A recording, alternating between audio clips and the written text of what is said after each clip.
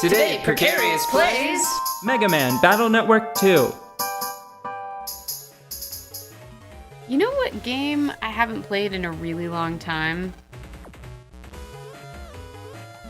It's a board game. Sorry, I got a burp, like right as you asked. It's a board game, and we have both played it. But does Bananagrams count? No. Monopoly? You know what? I think both of those are true. Let's not play this as a guessing game. I haven't played Settlers of Catan in a really long time. Yeah. And I also have not played Monopoly in a really long time, but that's on purpose because Monopoly is not a friendly game, and neither is Settlers of Catan most of the time. You have to have just the right people together to enjoy a game of Settlers of Catan. Yeah. But a couple of times I've had the right people together where everyone was like slitting each other's throats in like trade wars and going, this is delightful, and not taking it personally at all. Mm-hmm. Which is, it's wonderful to have a group of people like that all in the same place, you know, when you're playing Settlers of Catan, but that's a hard group to find sometimes. Oh, but do I love Settlers of Catan? So good.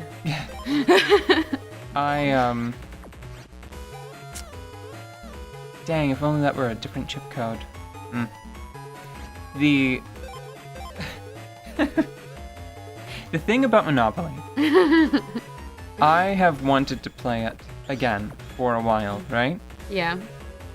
I mean, we have like 2 versions of it just because we have it. Right, but I mean, like, hold on, you didn't let me finish. Okay. I wanted to play Monopoly again for a while, but I wanted to take the time to actually learn to play it correctly first. Uh-huh. You know what I mean by that? Not really. Damn. Trixie mice. I've always fixated on picking my favorite object and just moving around the board as many as possible. Well, to get the money. I was under the impression, having played, just being a connoisseur of games generally, enthusiast, I was under the impression from childhood experience that Monopoly wasn't a very good game. Like, it wasn't a compelling system of play. And then someone pointed out to me, like, post-college, they said, have you ever played it correctly? And I was like, fuck off, what do you mean correctly? It's Monopoly. Everyone knows how to play Monopoly. Yeah, it's Monopoly. Everybody knows how to play Monopoly. You pick up the board and then you throw it at your friends and you storm out of the room. Yeah. That's how you play Monopoly. Everyone's favorite. Spend a long time fighting over the dog and the car. And then you fight it. I always liked playing as the hat myself. You would be a hat person. What exactly is wrong with being a hat person? It's Monopoly. I take issue with that because it's Monopoly. This is how Monopoly happens. Okay, This is my experience with Monopoly. You have to talk shit the whole time, and then everyone gets mad. And then no one finishes. I've never finished a game of Monopoly. I finished games of Monopoly, but I'm pretty sure that it was wrong. So, okay, here's a great point. I would be willing to wager several thousand Monopoly dollars. Yeah. On the fact that you, having never finished a game of Monopoly, Yeah. is very probably because you were not playing it correctly. Yeah, I don't know if I've ever seen a Monopoly instruction sheet. I know that we must have one. I must have one. It must exist. It's probably on the box. Let me just give you an example of what I'm talking about precisely. I can tell you that I don't think I've ever played a game of Monopoly right, because my family, they introduced a house rule to me that I always thought was part of the game, right? Yeah. And that is free parking. Like, basically, like the free parking bonus square, the free parking lottery, if you will. Yeah. And that's whenever money gets deducted from someone because of like random happenstance, Yeah. that cash goes into a pool that's associated with the free parking space, and whenever someone lands on it, that all of that money gets given to the person that landed on free parking. I don't know. Well, you've already revealed that that's a house rule, but I never knew that that was a thing. You do still get $200 for pass and go. That's real, right? Yes. Okay. I just thought that free parking was great because you didn't have to pay anybody rent. Right. That's the thing that it's supposed to be for. That's all it's supposed to do. But that is a common enough house rule, right? Yeah. That whole free parking situation. Yeah. And the problem with it is that it reintroduces all of this money that was supposed to leave the economy Yeah. back in, and it keeps It I think one of the only upward ticks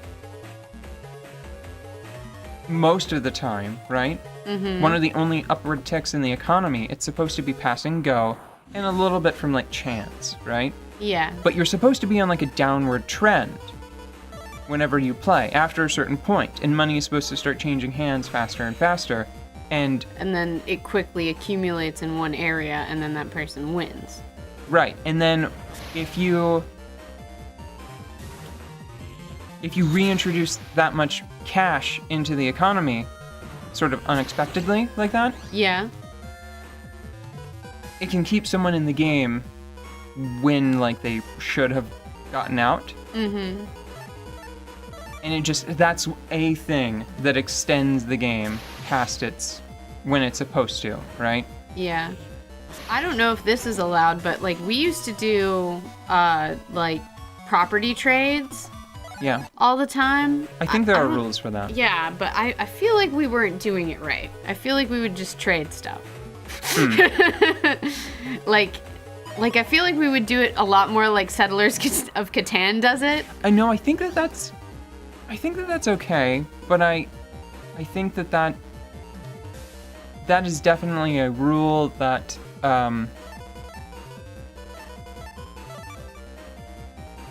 it should speed gameplay. Mm-hmm. So I think that would be fine. Even if that isn't a rule, I can't see a situation where that doesn't accelerate the game toward a conclusion. Well, and that's one of the biggest problems in Monopoly is that it seems to never end. Like no one gets through a game. It's like Risk.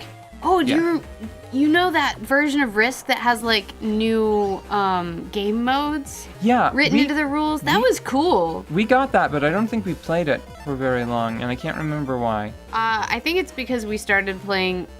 Okay, here's the thing with board games. You and I tend to stay away from competitive games because it brings out the worst in us. Me in particular, but you also. Weirdly. Me, but also you. Me, I in don't some wanna- ways. Yeah. Well, I gloat in like this terrible passive-aggressive way when I'm ahead. Mm-hmm. So I'm just like... Well, and you're a sore winner. I am not a sore winner. I'm a sore loser. Yeah, but you're also a sore winner. You don't like properly celebrate a win. You're just like, But yes, this is that is how the- it was supposed to turn out. That is the exact fucking opposite of what a sore winner is in common parlance, you douche. Trying to make me look like a villain. Oh, no. Okay. I guess I just don't Generally, a sore winner is regarded as someone that gloats about their victory, not someone that is just sort of apathetic about winning. I don't know. I feel like that's worse, though, being super apathetic about winning. It's because I'm not happy having to beat other people. Yeah, I made another person sad to achieve my goal. Yeah. So at this point, yeah, right? I don't like doing that anymore when I can avoid it. I thought that was a wide sword. It wasn't. It was a long sword. Yeah, it's not fun winning at other people's expense, and I think that as friends, we've decided that we don't really love competitive stuff in that sort of vein where it like really pits you against each other. That's why D&D is so beautiful.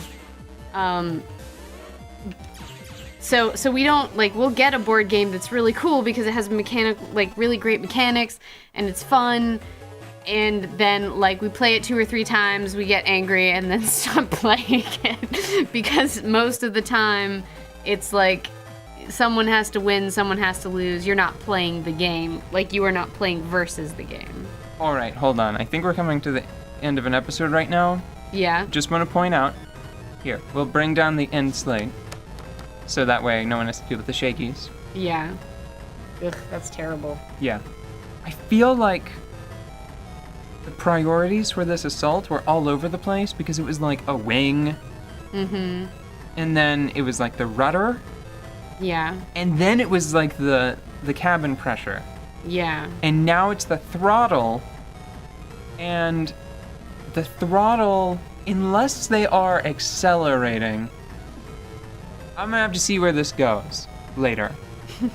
Because I feel like they should have started with cabin pressure. And that would have been like, if they had succeeded quickly enough with the cabin pressure, they would have won straight away. Right? Right. I mean, I think so, yeah. Assuming they had their own personal breathers. Oh, I don't think anybody... Do you think somebody's on like the a plane? human that's on the plane? I don't know. Maybe. There might be a bat on the plane. Oh, well, no, there's definitely a bat on the plane because there was that shifty guy Yeah. with the cool suit. The Two-Face suit.